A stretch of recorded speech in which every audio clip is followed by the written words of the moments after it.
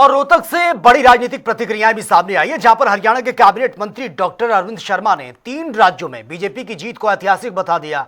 उन्होंने कहा कि पश्चिम बंगाल, असम, पौंडुचेरी की जनता ने विकास और सुशासन के पक्ष में ये वोटिंग की है। उन्होंने ये भी कहा कि पश्चिम बंगाल की जनता ममता बनर्जी सरकार के कथित अत्याचारों से त्रस्त थी, इसलिए उसने परिवर्तन का यह जनादेश दिया है। वहीं मंत्री ने दावा किया कि प्रधानमंत्री नरेंद्र मोदी और गृह मंत्री अमित शाह के नेतृत्व में जनता का भरोसा लगातार बढ़ रहा है। जी सर।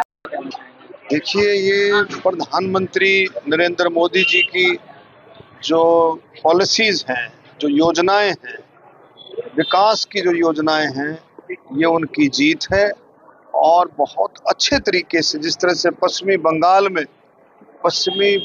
में जो अराजकता का माहौल था, एक भय का जो माहौल था, लोगों की बिल्कुल समझ में आया पूरे पश्चिमी बंगाल में।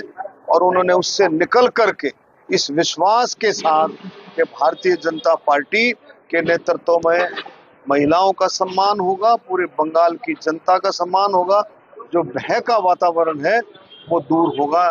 इस विश्वास पर पश्चिमी बंगाल की जनता ने मोदी जी के ऊपर, अमित शाह जी के ऊपर जो है वोट किया है।